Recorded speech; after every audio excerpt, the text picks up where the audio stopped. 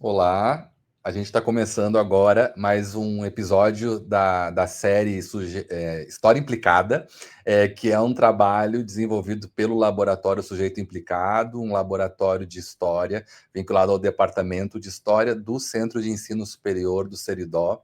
Né, a ideia é que nós tenhamos encontros ao longo desse ano, trabalhando sempre com uma efeméride, né, com uma data importante do ponto de vista histórico, e a ideia é que a série, que começou em abril, vá até o mês de novembro.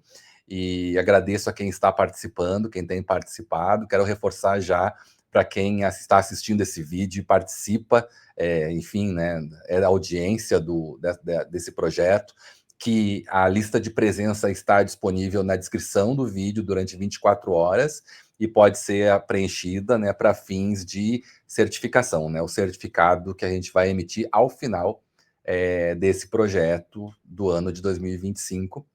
E, como eu disse, esse projeto pensa datas importantes, datas políticas, datas comemorativas, e a data de hoje é uma data bastante importante para nós, da comunidade de historiadoras e historiadores do Brasil, que é o dia 19 de agosto, né? É a data que todos os anos nós comemoramos, enfim, é uma data bastante importante do ponto de vista político para a nossa carreira, para a profissão de historiador, historiadora, professores, professoras, pesquisadores, pesquisadoras, enfim, uma disciplina, né, uma disciplina científica, uma área de conhecimento que assim se organizou no século XIX, e todo mês de agosto reflete, né, sobre as lutas que envolvem o direito à história, né, que tem a ver com a promoção de uma sociedade mais democrática, mais crítica, né, bom, é para isso que nós estamos aqui hoje. A ideia desse encontro de hoje é ouvir aqui estudantes que estão já quase no processo final do curso, na conclusão da sua formação em graduação, e eu quero começar agradecendo muito a Ana Gabriele Delfino, Paula Oliveira, Ícaro Rodrigues, que são alunos do curso de licenciatura em História, estão no 8º período e toparam, né, concordaram em participar dessa atividade aqui, para a gente refletir a partir dessa data tão importante, né, para nós, como a profissão anda, como a vida acadêmica anda, como os estudantes também têm se organizado. E eu quero começar agradecendo muito a Ana Gabriele, Ícaro e Paula, e passando a palavra para vocês também, para darem as boas-vindas para quem está assistindo, antes de colocar a primeira ideia para a gente conversar aqui. Quem quer começar, podem ficar à vontade, se quiserem por ordem alfabética, ou pode ser Ana? Pode ser. Oi, pessoal. Eu primeiramente queria agradecer ao professor Evandro pelo convite. Fiquei muito feliz. Porque, assim, a gente da graduação acompanha muito os episódios desses programas que o Laboratório Sujeito Implicado promovem. E aí a gente tá aqui, é bem como se fosse celebridade, né? Convidado. E tá sendo bem divertido participar. Eu estou muito animada para a discussão que a gente vai ter hoje. Eu agradeço muito. Agradeço ao meu colega Ícaro, que foi que direcionou o convite, né, ao pessoal do CA. E espero que a gente tenha uma conversa bacana hoje. Estou animada.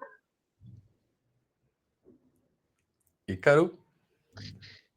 Eu acho que os meus agradecimentos são esses também. Eu acho que é o que a Aninha falou. A gente sempre acompanha os vídeos do laboratório, as entrevistas, e tá aqui agora é meio que é o que eu falei mais cedo. É como se fosse uma conquista que a gente marcou aqui agora de chegar aqui. Então, muito obrigado pelo convite. Eu que agradeço. Paula? Oi, pessoal. Faço das palavras dos meus colegas também as minhas. É uma honra estar aqui nesse dia tão especial, que é o Dia do Historiador, falando com amigos que estão comigo desde o início de tudo, né? Então, juntos a gente viveu grandes emoções durante o curso, então é realmente muito especial esse convite. Quero agradecer ao professor Evandro, quero agradecer a Ícaro por ter direcionado. Estou muito contente e espero que a gente tenha uma tarde proveitosa de muitas discussões e rememorações do que foi essa trajetória nossa nesses 4 anos, né, do curso de História no SEDES. Muito obrigada. Eu que agradeço, Paula. Pronto, tá ótimo. Vocês já anunciaram, acho que um modo que a gente pode começar a conversa, né? Porque vocês são de uma geração que refundou o Centro Acadêmico de História, né? Aqui no curso, nesse ano de 2025. Eu acho que é um acontecimento importante, né? Que queria frisar, por nós sabemos, eu pelo menos acompanho há quase 10 anos, né, essa questão do centro acadêmico, e vocês tomaram para si essa responsabilidade, estão super organizados nesse sentido, né, e também dialogando com os colegas do curso. Eu acho que é um momento bacana, então, para a gente conversar um pouquinho sobre isso. Então, eu acho que a primeira coisa que eu queria ouvir de vocês era isso. O primeiro assunto seria o centro acadêmico, né, queria ouvir um pouquinho vocês sobre essa experiência, se vocês pudessem contar um pouco, né, da experiência de vocês com a fundação desse centro acadêmico da história, no SERES. Podemos começar por aí? Aí vocês fiquem à vontade, quem quiser começar. Eu acho que o Daniel, melhor para Ícaro, falar quer disso é começar? Ícaro. Ícaro, eu também pensei. Ele que foi a mente por trás desse processo. A mente é muito forte. Eu sou um dos braços que mobiliza, mas as meninas estavam presentes desde o começo, porque essa ideia é uma ideia da gente assim desde 2022, que foi o ano que a gente entrou no curso. Então, se eu não me engano, foi no segundo período, a gente participou de uma das tentativas de refundação do centro acadêmico aí, atravessado de outras questões também na época. E aquilo ali, a gente saiu, eu lembro que a gente saiu dali dessa reunião muito efervescido, de muitas emoções, muito vibrante, assim, nossa, agora vai para frente, a gente vai refundar agora, e meio que não foi o que aconteceu. Acabou postergando um pouco, só que a gente não esqueceu essa ideia, e nunca esqueceu, na verdade. Sempre foi algo que a gente questionava muito, como é que pode um curso como o curso de História, principalmente na região onde a gente vive, as dificuldades que a gente vê, que a gente passa, e a gente não tem essa voz ativa delimitada dentro do curso. Então, ano passado e ano retrasado, eu já vinha participando de grupos de gente que estava querendo refundar o centro acadêmico, só que também não foi para frente. Até que esse ano, eu e as colegas e os demais colegas, a gente decidiu realmente tomar a dianteira para a gente, deixar de terceirizar para os outros e levar adiante como a gente imaginava que deve ser feito. Posso dizer que foi muito desafiador, foi muito complicado, assim, esse começo, de começar do zero mesmo, mexer com toda a burocracia, as assinaturas, mas com certeza o mais trabalhoso é você convencer os demais alunos que não veem um CA há, no mínimo, 9 anos, de que um CA é importante e de que ele precisa estar ativo. Sim. Não diga, Paula, depois eu falo. Não, é que essa questão, que a gente, desde que entrou no curso, a gente sempre verifica como classe estudantil certos problemas ou certas ausências de coisas que deveriam existir, não existem, ou que não estão sendo ouvidas. Então, muitas vezes a gente até ficava assim, culpabilizando outras classes, outras pessoas, e a gente ficava nessa de a falta que faz um CA dentro de uma universidade, porque a gente compreendeu ao longo do curso, pelo menos eu compreendi muito isso, que sem o CA, a voz estudantil, ela é muito fraca e frágil, ou seja, diversas questões, elas não são resolvidas como deveriam ser sem a presença de um CA, sem a presença de uma voz estudantil. Então, eu acho também que isso é algo muito importante para os próprios estudantes terem essa consciência, sabe? De que é algo que eles têm que se agarrar. Principalmente porque a gente vai terminar esse ano, né? A gente abriu o CA esse ano, mas a gente termina a nossa atuação no curso esse ano. Então, vai ficar aí para outras pessoas continuarem com isso. Então, é muito importante que os alunos que vão ficar, né? Tenham essa consciência de que essa é a nossa voz, assim. E, qualquer questão que tem que ser resolvida com o corpo docente ou com outras coisas, passando por isso, fica mais fácil de ser resolvido, sabe? Uma ponte entre todas as vozes que existem dentro da universidade. E a gente é mais um, então é extremamente importante. É através dessa voz que a gente consegue resolver muita coisa, alcançar muita coisa, ser ouvido e tudo mais. Pois é. E também eu acho que, como Paula falou, a questão dessa unidade estudantil, a gente não tinha uma formalização dela, porque o CA ele é essa entidade que representa oficialmente. E aí, quando acontecia algum problema, algum conflito de interesse, alguma demanda de algum grupo, a gente viu isso acontecendo ao longo do curso. Sempre essa demanda era dispersa, porque não tinha uma base de reivindicação para isso. E aí, quando a gente começou a se organizar no CA, devido a tantas frustrações que a gente passou de várias vezes terem chegado na gente e dito, não, vamos abrir o CA, vamos conseguir dessa vez, a gente engajava, e não dava certo, só deu certo quando a gente mesmo decidiu, não, vamos botar a mão na massa.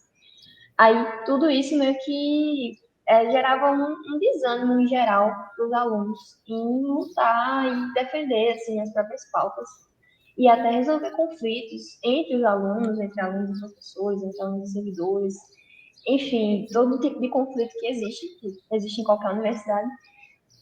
E aí a gente vê na prática como isso mudou a partir da fundação do CA, porque antes da gente fazer a cerimônia de posse, já começavam a chegar questões para a gente intermediar, resolver entre as pessoas. Então, foi muito legal ver como isso se popularizou, né? Como a gente conseguiu fazer com que todo mundo ficasse sabendo do CA, todo mundo engajasse nisso.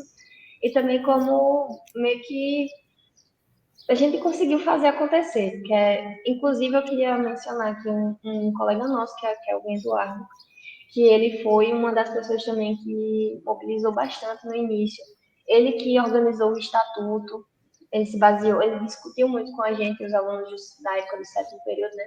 E com os alunos, enfim, com todos os alunos, ele discutiu muito.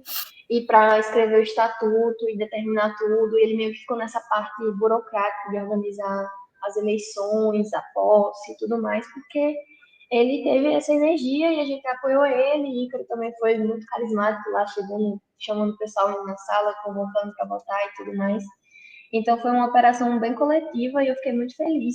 Eu, inclusive, fiquei na parte de diretoria da comunicação, e Ícaro ficou na diretoria geral e Paula na diretoria administrativa. E a gente meio que foi agindo ali, eu sempre tirando foto, registrando, e cada vez mais gente engajando, foi muito legal ver isso acontecendo e meio que virou o nosso legado, assim, pro curso, né? Porque não nosso, nós três, né? No nosso, da nossa geração ali, todo mundo, desde o oitavo até o primeiro período, participou dessa movimentação. Então, eu acho que foi um marco muito importante, que aí agora as próximas turmas vão entrar e vão já ter essa entidade para representar eles, coisa que a gente não teve durante boa parte da graduação. Perfeito. A gente assim, eu comecei falando sobre a questão do direito à história e da importância a importância da história como um valor de assim, um veículo, né, de discussão sobre a democracia. Eu acho que vocês perceberam isso, né, assim, para além do fato de que, né, estudantes e professores estão ali trabalhando, estudando, convivendo, enfim, né, fazendo valer o espaço universitário da melhor forma possível, mas também tem essa dimensão política que não pode ser deixada de fora, que é importante, né? A questão da representação. Vocês representam agora, a gestão de vocês representa os alunos, os alunos, algo que o professor Diego, o diretor, falou na última formatura, né? No discurso dele, os estudantes são a maioria. Né, numericamente, a maioria da comunidade universitária é formada por estudantes. Assim, significativamente maioria mesmo, né? Tem os professores, tem os servidores técnicos administrativos, mas os estudantes são a maioria, e é importante, então, que essa atuação, que vocês tenham esse espaço de representação e de participação, né?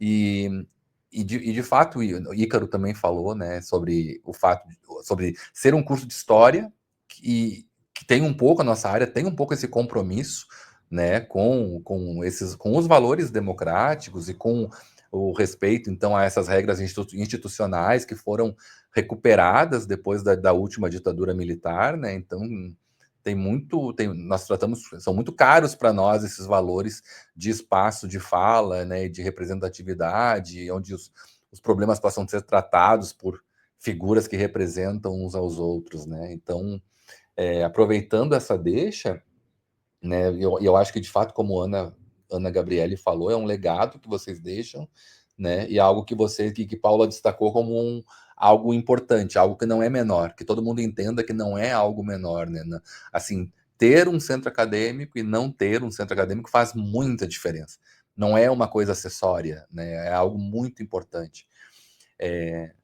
e que se vincula, enfim, ao processo formativo também, porque a gente se forma como cidadão, mas também nos formamos profissionais de história também, assim, mais conscientes por conta desse tipo de experiência, né?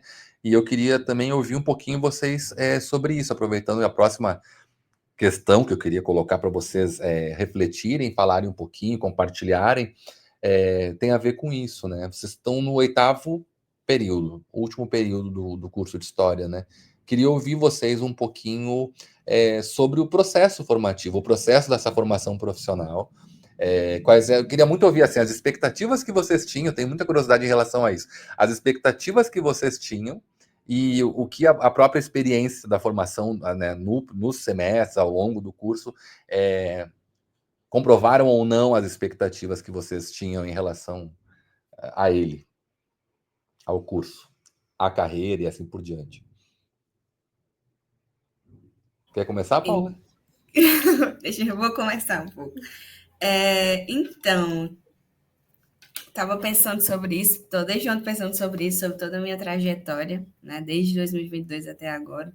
Então, lembrar o que eu fiz, o que eu não fiz, o que eu deixei de fazer.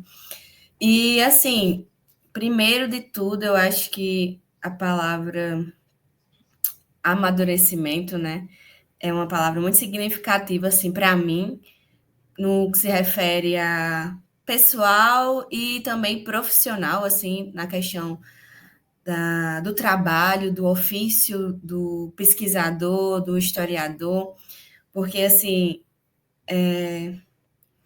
está sendo um divisor de águas esse período, assim, a transição entre o 7º e o 8º período, para mim. Esse ano eu entrei numa bolsa de iniciação científica, então tive mais contato com a pesquisa, assim, com leituras, com o trabalho, as operações historiográficas, né, que o historiador faz para desenvolver suas pesquisas, o trabalho com as fontes. Então, está sendo um grande divisor de águas, está sendo um momento de muito aprendizado, de amadurecimento sobre esse ofício, né, que é, assim, maravilhoso e sensacional. Quando a gente entra na universidade, ao longo do tempo, a gente vai mudando muitas questões, né? Tipo, no primeiro ano tenho certeza de que é isso que eu irei fazer, tenho certeza sobre isso que eu estou pensando. Aí no próximo ano você já tem ali certas mudanças do que você queria, no outro ano tudo muda novamente e assim vai. Mas eu acho que nesse curso específico a gente teve, nós três aqui, acho que a gente teve muitas oportunidades de se envolver com diversas coisas, né? A gente trabalhou em pesquisa, a gente trabalhou em extensão, a gente trabalhou com ensino. Eu e a Aninha, Ícaro também fez parte do PIBID, né? Então, eu, por exemplo, entrei no PIBID de outubro de 2022, no primeiro ano que eu entrei na universidade, até março de 2023, o que foi, assim, significativo demais para a nossa experiência enquanto docentes, que a gente nunca tinha tido contato com a sala de aula da forma que a gente teve a oportunidade de ter muitas discussões teóricas sobre educação, sobre o ofício do professor de história, sobre a realidade escolar, né, que a gente sabe que existe uma grande disparidade entre teoria e a prática escolar, então deu para a gente ter contato muito forte com isso. A gente teve a oportunidade de elaborar projetos ao longo do PIBID, inclusive um sobre relações étnico-raciais. A gente teve a oportunidade dar aulas mais próximas sobre o assunto da África, a relação da África com o Brasil. Foi muito importante, assim, teve muitos resultados positivos, assim, com os alunos, para a gente também, que nunca tinha tido essa oportunidade, então a gente teve. Eu aprendi muito com o PIBID. A gente também teve, com isso, questão de fazer, apresentar trabalhos, né, nos eventos, através dessas nossas participações do PIBID. A questão da gente também estar nas oficinas, também renderam muitos trabalhos significativos, produção de recursos didáticos. Então, oficinas de arquivo simulado, que eu até anotei aqui, que também a gente trabalhava muito sobre essa questão de tipo, como transformar esse conteúdo em algo que possa ser aplicado na sala de aula. Então, foi muito significativo, isso também nos ajudou muito a aprender melhor sobre como melhorar aquele conteúdo, transformar ele mais em um conteúdo mais didático, e a partir disso melhorar, contribuir para que o aluno tenha um ensino-aprendizado melhor, mais significativo, né? Então, a gente teve muito contato com isso ao longo do curso, eu acho que foi essencial, assim, foi muito proveitoso para mim, falando de mim, foi muito proveitoso para mim, tudo que eu participei, assim, seja também de palestras, que a gente teve muito contato, tem muitos eventos, né? A gente tem 3 eventos significativos, 4 eventos significativos locais, o EIP, o CEP, tem a História dos Sertões, tem a História de Sensibilidades, que são, assim, muito significativos para a gente, discutir temáticas, tirar dúvidas, também possibilidade de pensar em novas pesquisas a partir disso, novos questionamentos. Então, foi muito proveitoso, muito bom. A gente desenvolveu muita coisa. E, assim, podcasts, né, Ícaro? A gente fez inúmeros podcasts, cartilhas. Então, a gente sempre esteve muito engajado, assim, em desenvolver produtos sobre os conteúdos que a gente estudava, desenvolver práticas mesmo daquilo que a gente aprendia na teoria, né? Então, isso faz uma grande diferença enquanto você, como professor que está sendo formado, a gente está no curso de licenciatura, então, essa questão do pesquisador-professor, assim, eu acho maravilhosa, acho que foi muito especial e muito importante para a gente durante a trajetória do curso. Então, eu diria, assim, que eu amadureci bastante, assim, aprendi muito. Estou muito feliz de, no último ano, estar fazendo parte de uma bolsa de iniciação científica, onde eu estou tendo mais contato com tudo isso que eu já falei, com a pesquisa em si, com o ofício do pesquisador em história. Está sendo muito bom para mim. Estou muito feliz e realizada. Assim, eu vou sair do séries assim muito realizada, muito feliz mesmo, com o corpo docente que a gente encontrou aqui, que sempre foram pessoas maravilhosas, assim, no sentido de acolher as nossas necessidades, de ouvir a gente, com todo o corpo discente dos meus colegas que estiveram comigo desde o início, assim, a gente formou um núcleo muito especial que eu vou levar para o resto da minha vida. Então, estou muito feliz. Então, é isso. Muito bom, Paula. Gostei principalmente porque você destacou a importância dos eventos acadêmicos. Eu tenho insistido bastante isso com os alunos que ingressaram, sobre o quanto é formativo também, né? A gente tem, a sala de aula é fundamental, mas tem outros espaços e momentos importantes também para a gente crescer profissionalmente.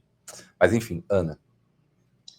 Sim, não, eu tô tão feliz ouvindo as experiências dos meus colegas, porque é muito isso, assim, enquanto a Paula falava, eu pensava assim, realmente a universidade é um período que, independente da idade que você entra, é um período de amadurecimento, assim, porque você aprende tanta coisa, sabe? E tem contato com tanta coisa diferente. Eu acho que nós três aqui tivemos um privilégio muito grande de poder experimentar muita coisa. A gente tem noção de que nem todo mundo tem disponibilidade de horário e, enfim, de poder se comprometer com tanta coisa, mas a gente foi muito experimental, a gente foi do PIBID, eu fui da monitoria, a gente foi agora da IC, todo mundo.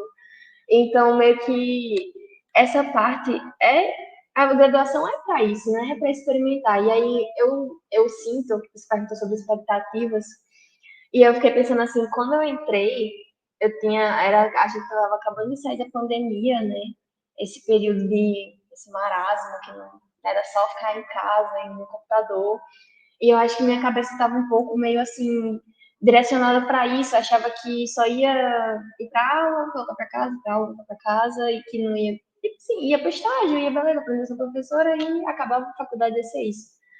Mas aí, quando eu fui engajando nas coisas, vendo as possibilidades que se tinha para seguir, tanta coisa que a gente já fez, assim, de produto, de participação em evento, como Paula disse, de abrir um CA, de deixar um legado para a faculdade, para o curso. Então, foi muito mais grandioso do que eu esperava nesse sentido de viajar, de poder ir participar em eventos em outras cidades, que foi o meu caso, recentemente, fiquei muito feliz.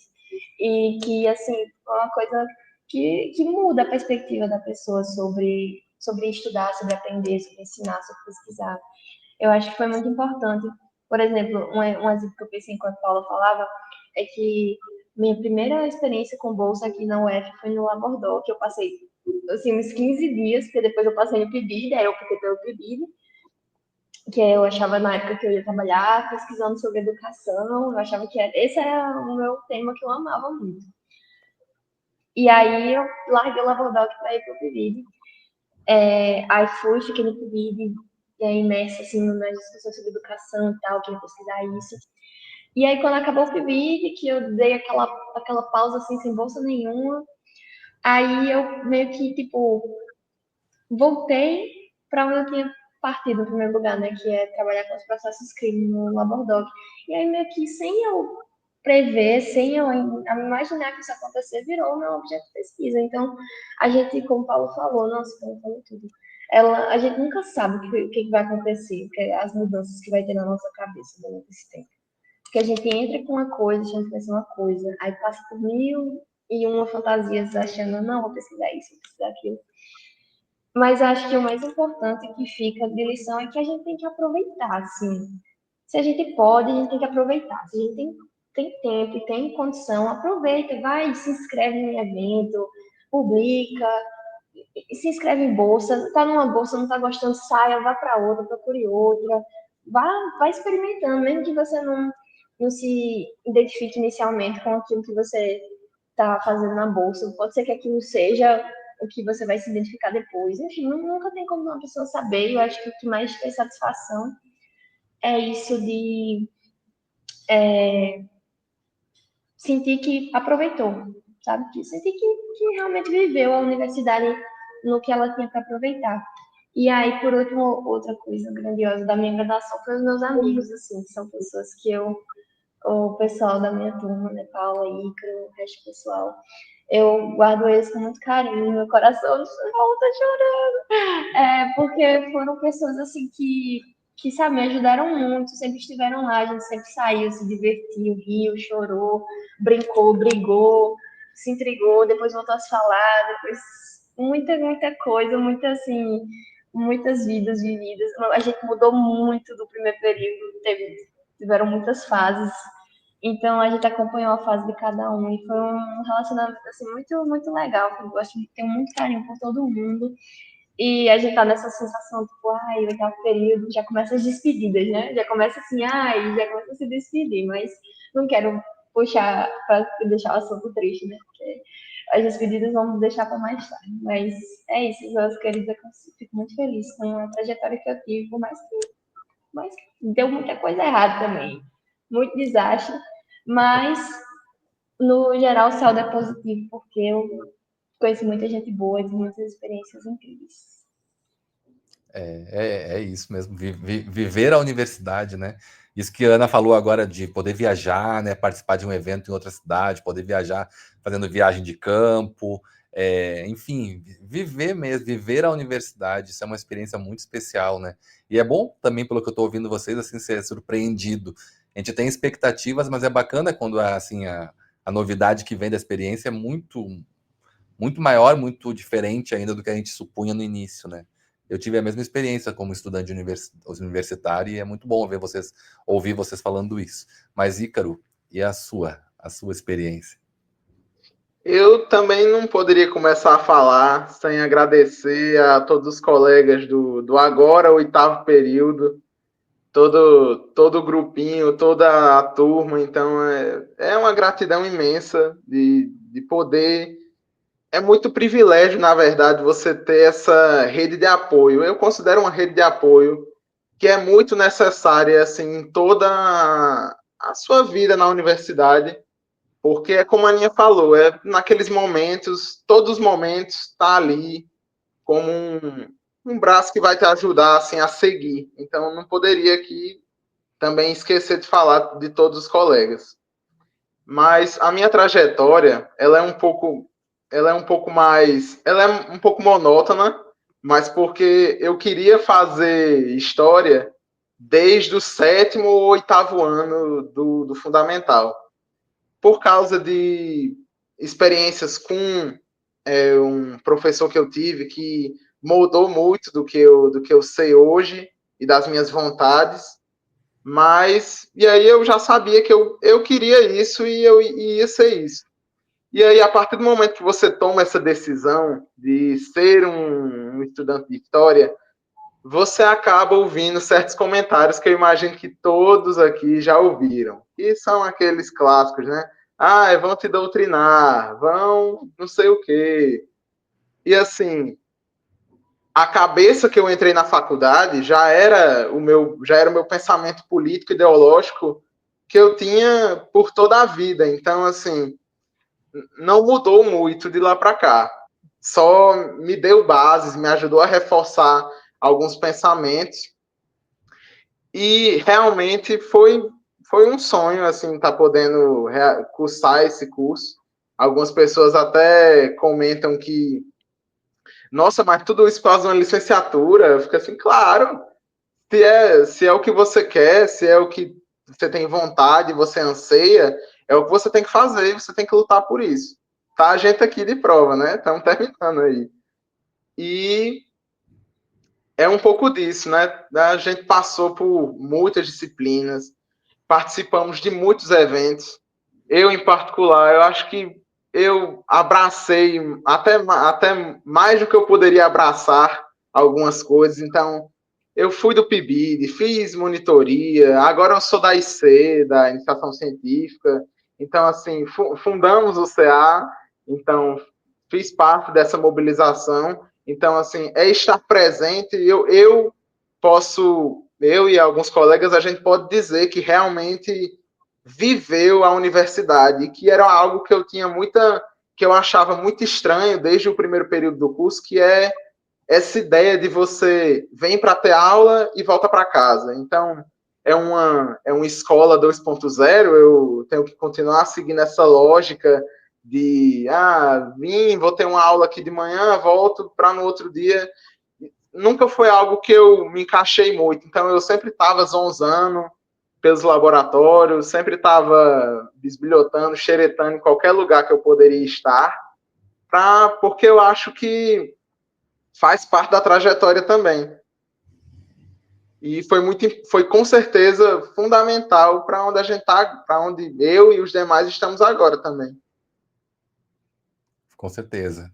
Bom que vocês estão mencionando aqui vários laboratórios, experiências, eventos, né? Que é tudo o que é uma forma também de divulgar o curso, porque ainda hoje na aula pela manhã com a turma que eu estou ministrando aula de teoria da história, estava falando sobre isso. E eu acho que vai muito no sentido do que vocês falaram agora. A gente tem, assim, a gente desconhece o processo de formação até entrar no curso de história, e a gente entra e começa a ver os desafios, assim, a gente supõe, a gente tem uma ideia que vem da nossa experiência escolar. A gente, aulas de história, já tive aulas de história, sei mais ou menos o assunto, gosto do assunto, você, profissional da área, faz o Enem e entra na universidade, se for aprovado, e aí começa a formação.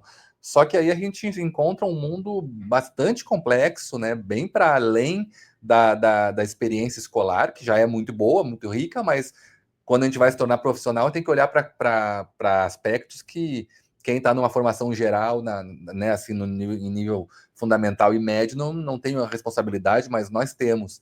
E é muito desafiador, história é um conhecimento muito muito difícil, muito complexo, né? A gente leva muito a sério os resultados que a gente encontra. Vocês também falaram aqui sobre, Ícaro falou sobre a questão da imagem de doutrinação que é feita em cursos de história, quando na verdade é feito a partir de um pensamento crítico muito responsável, né? Teoria, do ponto de vista da teoria, da metodologia, dos acordos éticos nas pesquisas na nossa área, como o nosso conhecimento é controlado, né? Como a gente é examinado o tempo todo, e isso tem. Então, quer dizer, nós temos uma segurança em relação a isso, e vocês trazem essa ideia também, né? Que eu acho importante frisar. A gente não pode perder a oportunidade de frisar o quanto é um trabalho difícil. Trabalhar com história não é fácil, se formar, né, no campo também da educação, ser professor no século XXI tem desafios assim gigantescos, né? A experiência da sala de aula, do ensino, já não admite certas coisas certas práticas que eram muito consolidadas e, digamos assim, entre aspas, funcionavam muito bem, enquanto o mundo não tinha se transformado tanto quanto ele se transformou nos últimos 25, 30 anos, né? Então, é muito desafio. E eu queria, então, a próxima questão que eu queria colocar para vocês vai um pouco nessa direção. Vocês leram muito, né? Leram sobre diversas áreas, vocês têm as preferências também de vocês, temáticas e de autores e tal, né? Bibliografias em geral. Eu queria ouvir vocês um pouquinho, que é outra curiosidade que eu tenho. Além da curiosidade sobre as expectativas em relação ao curso, eu também tenho curiosidade de ouvir sobre o que marcou vocês.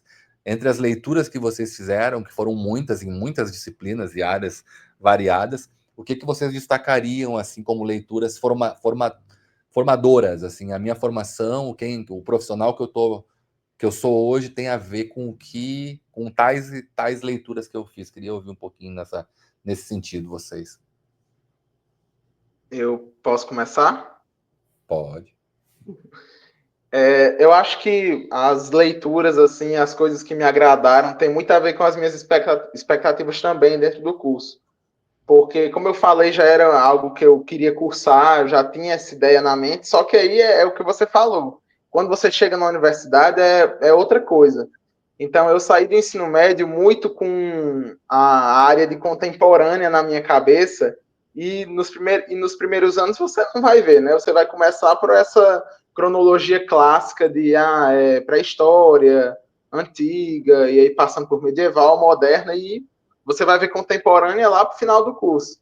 Então, assim, eu saí da escola pensando muito sobre essas questões democráticas, assuntos como a ditadura civil-militar, que eu acho que impactam bastante todo mundo que estuda um pouco mais a fundo.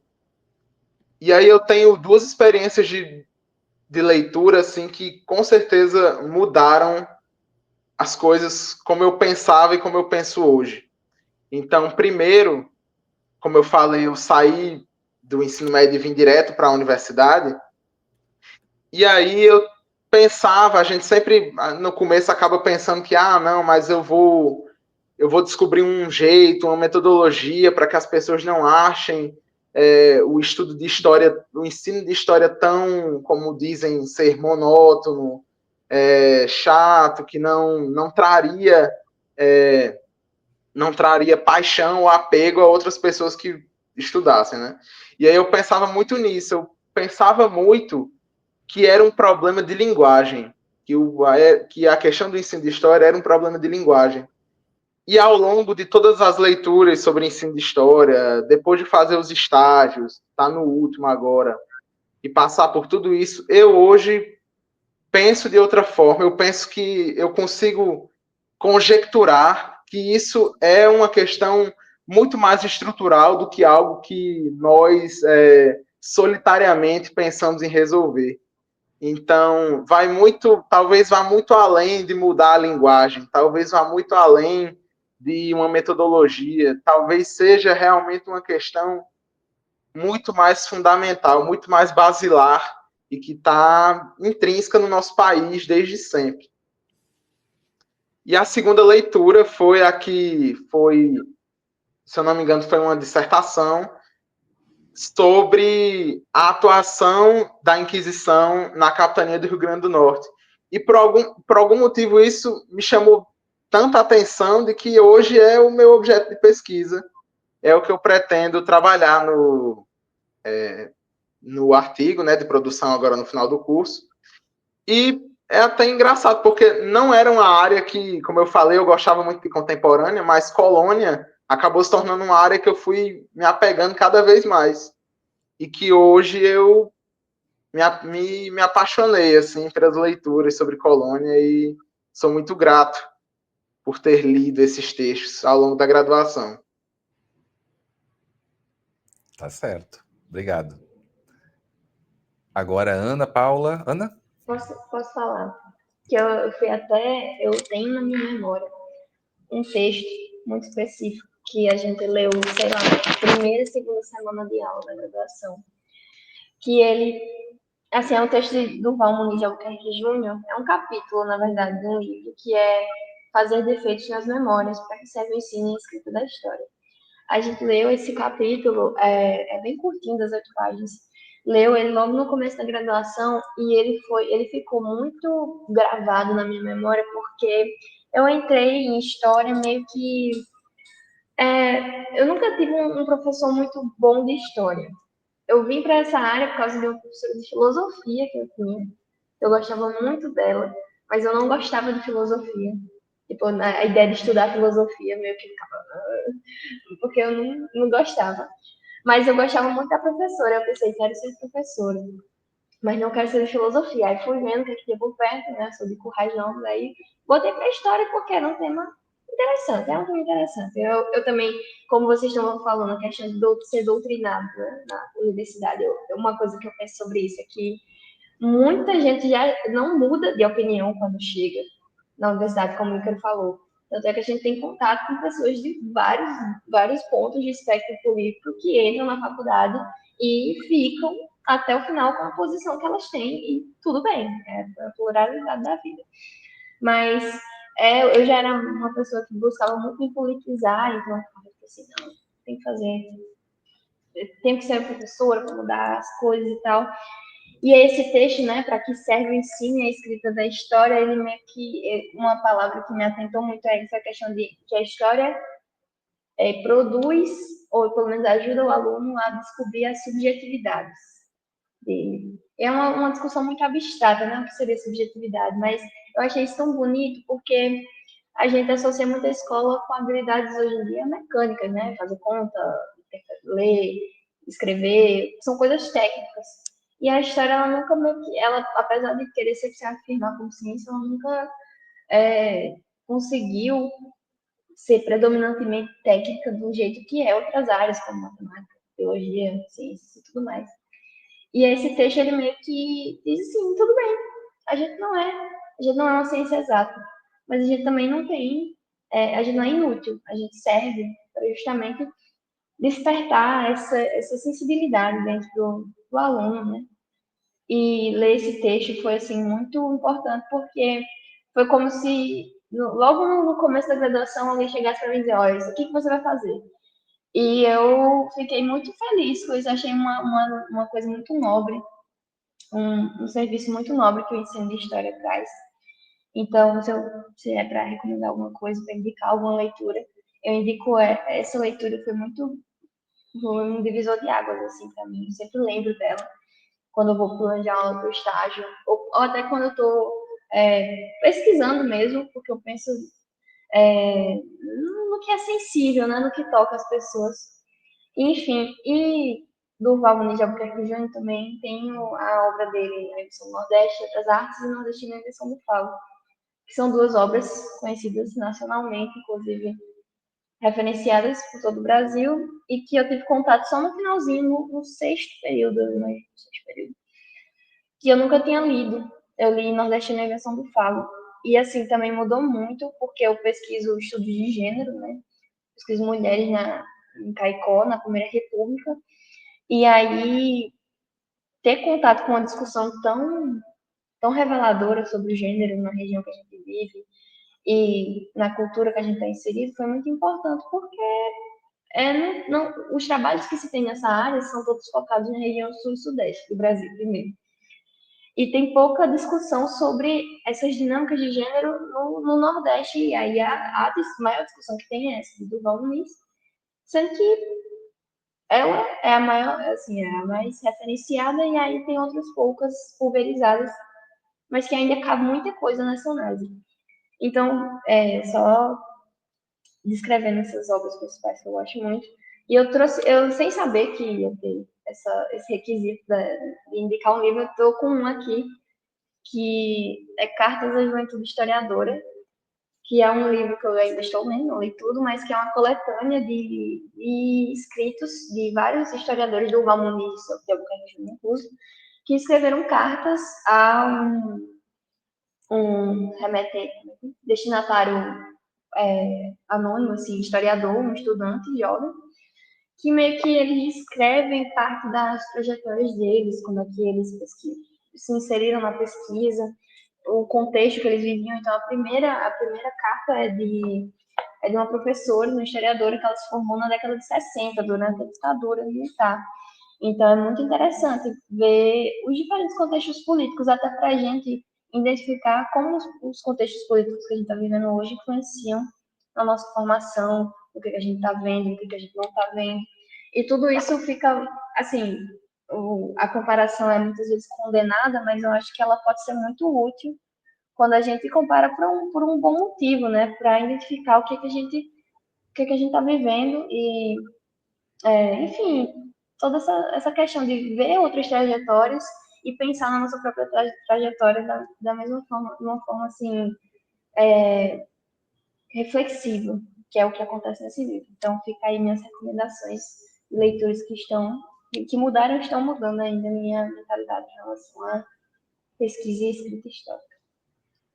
Muito bom, muito bom. Obrigado, Ana. Esse ponto é importante mesmo, né, que você falou sobre a questão da subjetividade. A subjetividade forma o sujeito, né? E, enfim, o sujeito, esse profissional de história é um sujeito consciente, responsável, e essa construção dessa subjetividade é bem importante. A gente não pode esquecer. Subjetividade tem a ver com formas de pensar, não está separado do pensamento. Pelo contrário, né?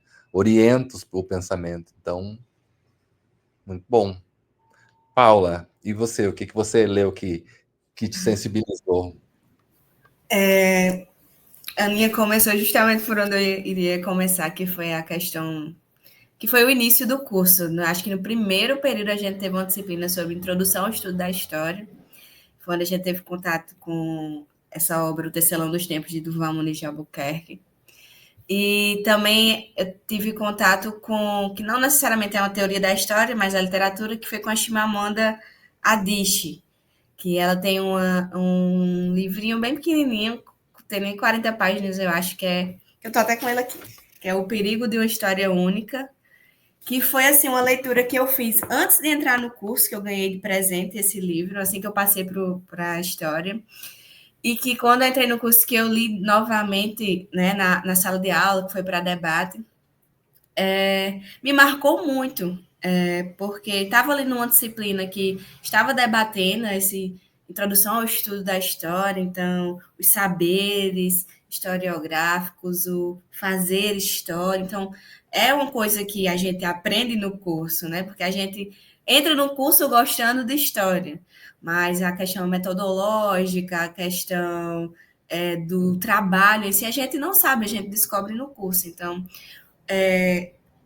saber disso, discutir esses textos, Tecelão dos Tempos, discutir a Chimamanda, discutir, sei lá, o Peter Burke, depois o Braudel com a Escola dos Análises, foram sempre momentos que marcam muito a nossa formação, assim, o entendimento sobre esse ofício do historiador, a operação do fazer a pesquisa em história, do que é a história em si, como esse campo historiográfico, né, científico. Então, foram alguns momentos que me marcaram. E queria até só ler um trechozinho que é bem pequeno, que é desse livro, que me marcou muito, que é justamente Deixa eu ler logo, então. As histórias importam. Muitas histórias importam. As histórias foram usadas para expoliar e caluniar, mas também podem ser usadas para empoderar e humanizar. Que é bem isso que a Aninha até falou, tipo, qual o nosso papel como historiador, historiadora, professor e professora de história na sala de aula, né? É demonstrar justamente isso, que existe uma relação de dominação, né, sobre o que se escreve, quando você está escrevendo alguma coisa. E, assim, eu, que sou uma apaixonada pela história do Brasil, a gente verifica isso, né, que existem muitas ausências na nossa história, muitos desvios quando se vão contar a nossa história, né, eu, quando fui aluna do ensino fundamental, aprendi que o Brasil começou a existir quando Pedro Álvares Cabral chegou aqui, e hoje a gente entende que não é bem assim. Então, assim como existem histórias que caluniam, que desviam, assim, os certos objetivos, ou o que deveria ser o objeto principal, a gente tem outras histórias que a gente vai aprendendo, que é uma coisa que a gente aprendeu muito no curso também, de procurar essas outras histórias, as outras trajetórias, as trajetórias não contadas, as não ouvidas, né?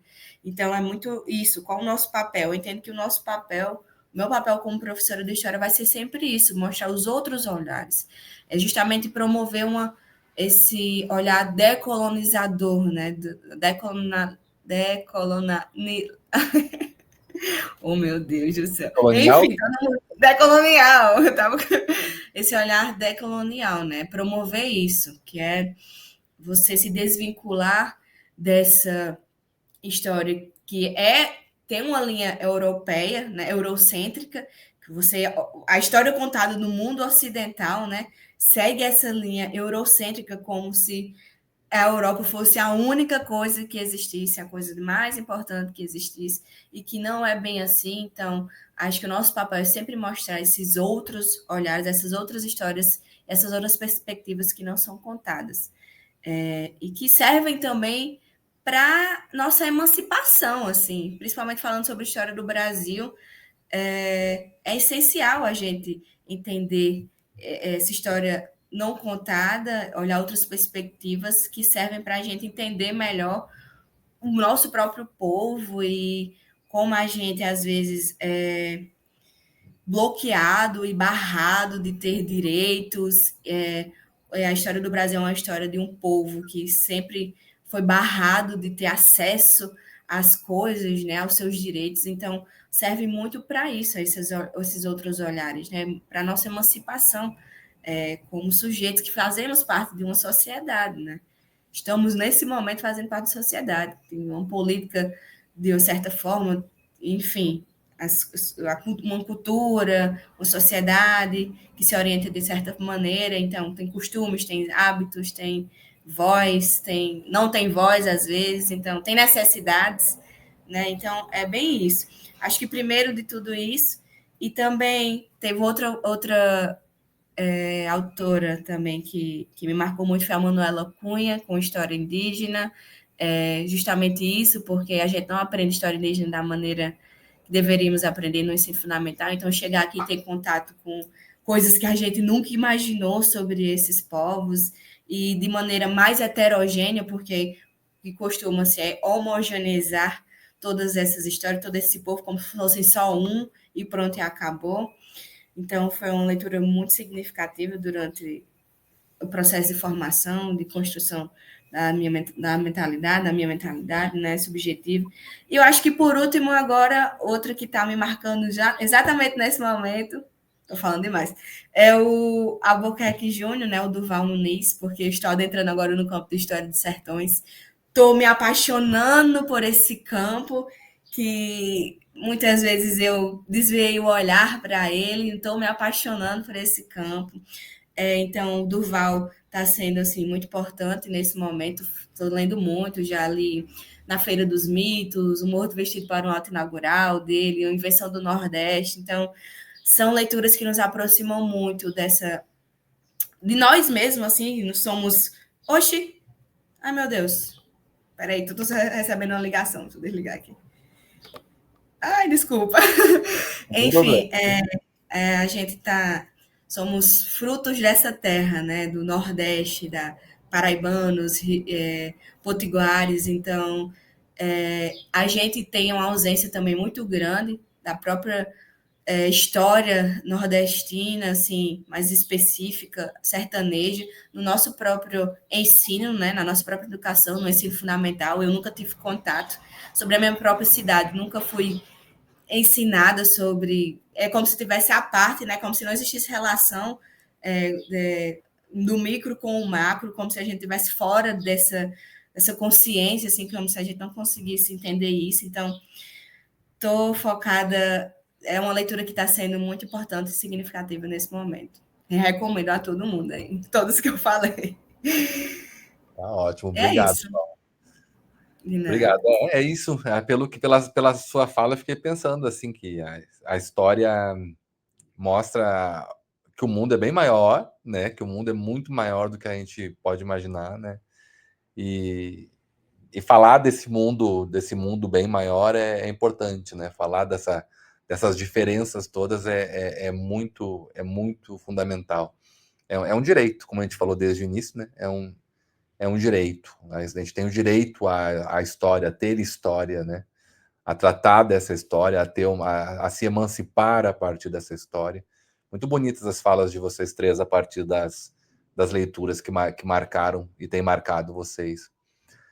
Bom, agora para encerrar, eu queria colocar a última questão, que na verdade não é nenhuma questão, é mais para vocês ficarem à vontade para falarem sobre algo que queiram falar ou quiseram falar e eu não perguntei, ou não tiveram oportunidade nas respostas, então fiquem à vontade para acrescentar, enfim, aspectos que vocês é, querem que fique registrado. E também queria que vocês deixassem uma mensagem. Hoje é dia dos historiadores, né, das historiadoras, e eu queria vocês, como estudantes aí quase formados, faltam poucos meses para a formatura de vocês, queria, queria que vocês deixassem uma mensagem sobre essa data, sobre essa carreira, né, sobre o que é trabalhar com história para vocês, o que vocês gostariam de dizer para todo mundo que assistir, para a comunidade em geral. Pode ser para os colegas, nossos colegas professores e professoras de história, mas também para qualquer pessoa que eventualmente em algum momento assista esse vídeo. Aí eu não sei como é que vocês quer ser o primeiro, quem é que quer. Posso começar, já que Pode. eu Podemos sou a fazer segunda lá, então, fala? como a gente começou. Ana, Ícaro e Sim. Paulo. Então, muita coisa me veio à mente durante essa conversa. Eu queria fazer um comentário sobre uma experiência recente que eu tive, que Paulo mencionou essa questão da gente, durante a graduação, por aqui ter o mestrado em História dos Sertões, a gente acaba tendo muito contato com o que é produzido, com as discussões, com os eventos. E eu entendo que, para algumas pessoas, eu estou me incluindo nisso, meio que essa carga muito grande de discussões acaba afastando a gente e fazendo a gente querer pesquisar outras coisas, querer que a gente se distancie disso, porque fica com aquela sede de não, quero novidade, quero coisas diferentes. Sendo que eu estava com esse pensamento, né? Eu estava um pouco afastada da ideia de fazer mestrado aqui depois da graduação. Sendo que quando eu fui para o evento da Ampur, não posso deixar de falar dele, foi um dos meus maiores eventos da minha vida até agora. Foi muito importante para mim. Eu tive contato com muitas pesquisas diferentes, de diferentes áreas, e eu pude, inclusive, apresentar minha pesquisa, junto com o professor Evandro, sobre historiografia dos sertões. E uma coisa que eu percebi é que a gente, discutindo sobre sertões, ainda é uma minoria. Discutir sobre sertões ainda é uma coisa muito ínfima, quando colocada em contraste com o arsenal de discussões diferentes que se tem no campo da história. E eu só tive noção disso indo para um evento gigante e tendo contato com e percebendo a parcela pequena de trabalhos que é sobre sertões. Porque, por exemplo, tinha um simpósio temático, mas que, assim, ainda era muito tímido, um grupo de estudos ainda muito tímido, fundado recentemente, sobre a história dos sertões. E, assim, ter essa noção, né, que o que a gente está fazendo é uma coisa realmente nova, é uma coisa inovadora, é uma coisa que, por mais que caiba críticas, tudo cabe críticas na vida, é um diferencial que, assim, poucos lugares se fala sobre isso, sabe? E é como Paula disse, existem outras histórias. Os sertões na história do Brasil permaneceram por muito tempo sob um estigma muito grande da obra dos sertões de Euclides da Cunha como uma coisa a ser superada, a ser uma coisa atrasada, estagnada. E isso só está começando a ser revisto nas últimas décadas. Então, assim, são séculos de noção sobre o sertão, que o sertão é uma coisa exclusivamente pejorativa, negativa, um atraso para o Brasil. E agora a gente está tendo um motor de pesquisa muito mais acentuado em relação aos sertões e em relação ao valor que os sertões têm. Então, assim, eu não quero que todo mundo concorde comigo, eu sei que nem todo mundo concorda, mas foi uma experiência pessoal que eu acho que fez muita diferença, porque eu estava nesse momento de querer me afastar dessa discussão, mas indo para o evento, apresentando um trabalho sobre, vendo como é algo que não é tão falado, eu meio que me reaproximei com o mestrado daqui, tive aula com o professor Evandro semana passada no mestrado, isso também me ajudou a meio que fazer minha mente para valorizar essas discussões que ocorrem aqui, eu acho muito importante. A gente tem uma produção muito valiosa para o campo e que tem que ser incentivada e, inclusive, justamente eu pretendo me dedicar a isso. Eu disse que pesquiso estudo de gênero, mas fazer o recorte da região do sertão. Então, foi uma grande transformação que eu senti com essas experiências que a faculdade me promoveu.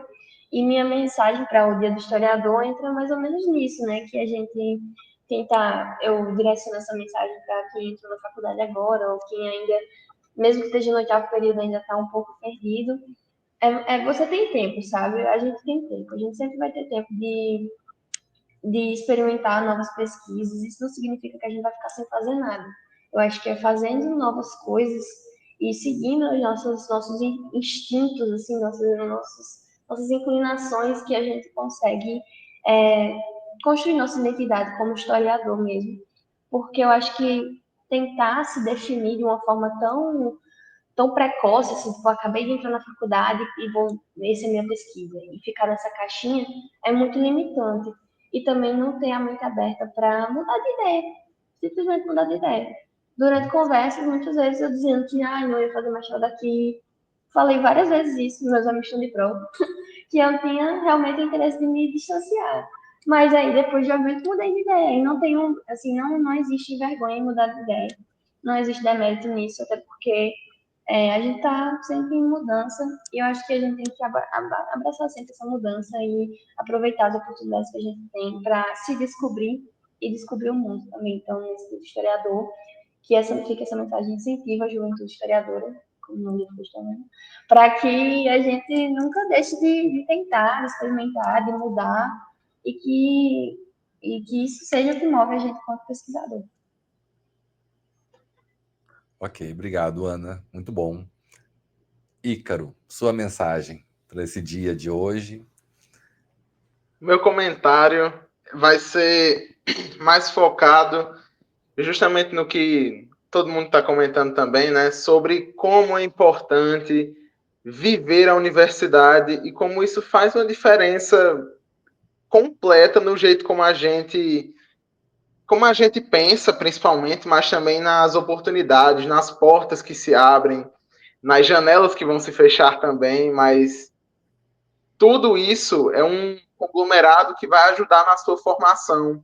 Então, eventos, não negligencie, como a Aninha falou, você muda de ideia, você tem tempo.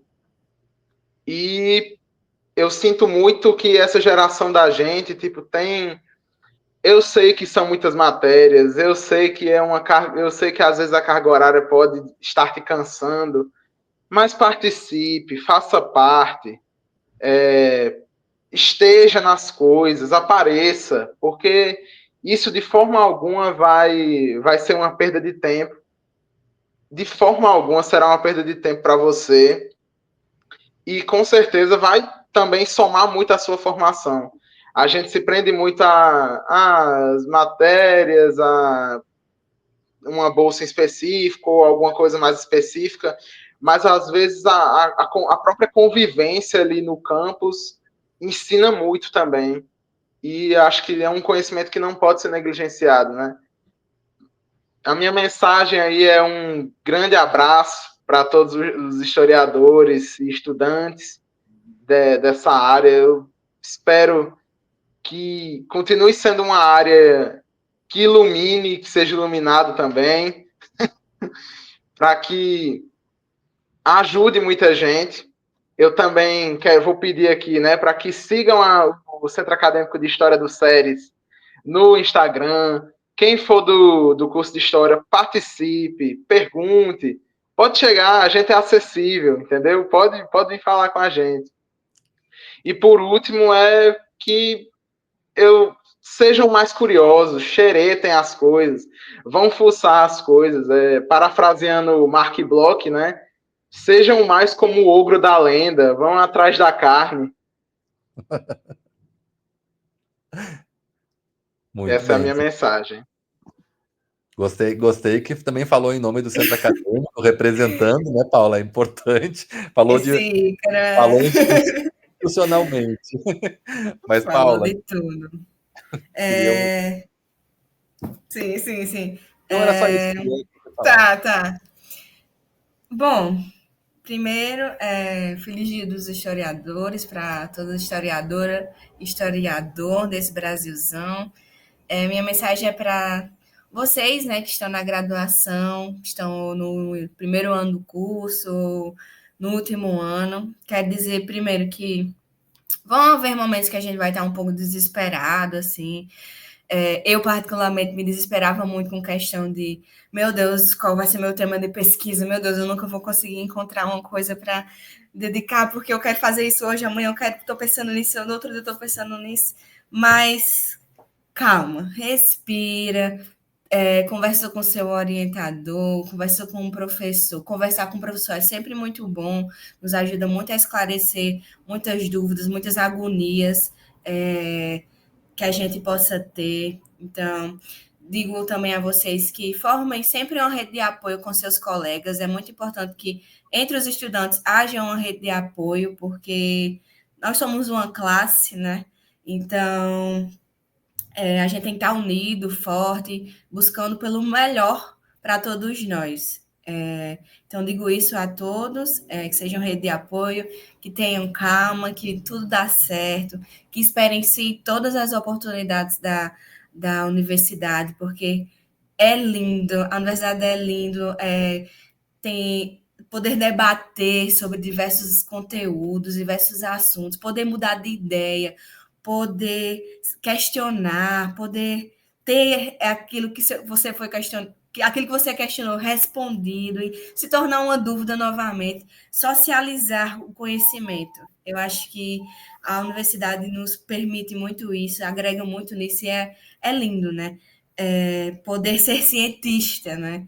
Poder pensar e pensar como cientista para a sociedade, assim, pensando em transformação na sociedade. Eu acho essencial isso. Eu sempre me preocupei muito também com questão de tema de pesquisa, porque eu sempre ficava preocupada em fazer uma coisa que, nossa, mas eu quero que isso tenha impacto para a sociedade, porque para mim ciência tem que trazer isso como resultado, impactar de alguma forma, conseguir transformar a sociedade de alguma forma. Então, eu acho que pensar nisso também é muito importante, pensar em o que a gente está pesquisando, o que a gente está debatendo, como levar isso para o debate público, para que, justamente a questão da emancipação, para que tudo isso que a gente debate possa trazer, possa ser significativo para a melhoria das nossas vidas, sabe? Poder olhar para culturas diferentes, poder olhar para... A gente tem a oportunidade de estudar tanta coisa em história, história cultural, história social, história política, história dos espaços. Então, são muitos campos que a gente tem a oportunidade de fazer parte, né? De estudar, de conhecer. Então, é isso, gente. Se joguem na universidade. Essa foi a fase mais linda, assim, da minha vida, mais especial. Antes de fazer história, eu entrei num curso de biologia, passei um ano nesse curso. E foi assim, não me senti assim encaixada nesse curso, só que quando eu entrei em história, tudo foi diferente para mim. Desde o início foi muito especial.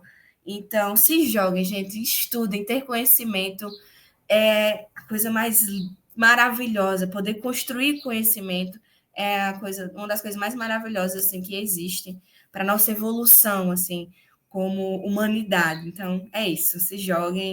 Um beijo a todos os historiadores e historiadoras desse mundão. Muito bom, que lindo, muito bonita fala. Acho que fechamos com chave de ouro, né? Muito bonita. Eu acho que é isso mesmo, é muito bom. Eu acho que a mensagem é essa. Além das questões profissionais que vocês falaram muito aqui, né? Estão aí concluindo a formação de graduação, já assim se preocupando com a pós-graduação, quer dizer, bom sinal, querem continuar estudando, porque eu acho que esse lado é muito bom estudar, ter direito também a estudar, poder aprender, poder fazer ciência, é algo que tem muito valor, que a gente trabalha para que cada vez seja menos um privilégio e que cada vez mais seja um direito, né? Quem todo mundo possa viver, todo mundo que queira viver essa experiência, possa viver essa experiência. Acho bem importante também ouvir vocês como representantes. Eu também pensei, quando eu convidei vocês, a minha ideia foi essa, assim, eles e elas estão envolvidos com o centro acadêmico, representam os estudantes, e 2025 é um ano importante para o curso, a gente tem trabalhado muito, e vocês ajudaram e ajudam muito a gente nisso. O envolvimento de vocês com o centro acadêmico participa de todo o trabalho que a gente vem fazendo, né? Nós temos, enfim, no nosso curso aqui tem licenciatura em História pela manhã, licenciatura em História noturno, à noite, temos o mestrado acadêmico, pós-graduação, quer dizer, é bastante trabalho, né? Nós não somos também tantos professores assim, enfim, temos bastante demanda para envolvidos com a pesquisa, com o ensino, com a extensão, com a administração, que a gestão da universidade ela é feita por nós, em grande medida, juntamente com os técnicos, nossos colegas técnicos administrativos, né? E vocês, que na verdade a instituição existe, né? A instituição, o fim dela existe justamente para vocês. E eu quero agradecer muito por terem aceitado participar, ter esse espaço, reforçando, ter esse espaço para vocês como representantes. Vocês representam, né, os colegas de vocês, isso tem muito valor nesse ano de 2025, né, com tantos desafios para a gente. E eu também não encerro agora aqui, agradeço novamente a Ana Gabriele Delfino, a Ícaro Rodrigues, a Paula Oliveira, por terem aceitado participar desse episódio aqui, dessa atividade. Sou muito agradecido e deixo também aqui destacando que a nossa associação, que é a Associação Nacional de História, né, a ANPU, que nos representa na sua postagem para o dia de hoje, destacou, a data de hoje é uma data de luta, né? É uma data em que a gente se preocupa com os desafios, com tudo isso que a gente falou aqui, com os espaços de representação, com o direito à história, enfim, com essa diversidade que o conhecimento histórico permite não apenas a nós profissionais, mas à sociedade como um todo, né? Bom, então é isso, a gente encerra por aqui, reforçando quem acompanha já essa série, só preencher depois de assistir a lista de presença que fica na descrição, durante 24 horas, que é o nosso combinado, e em alguma outra próxima data importante, como a de hoje, a gente tem um novo encontro, tá bom? Valeu, pessoal, obrigado. Tchau, tchau. Tchau. Tchau. Tchau, tchau.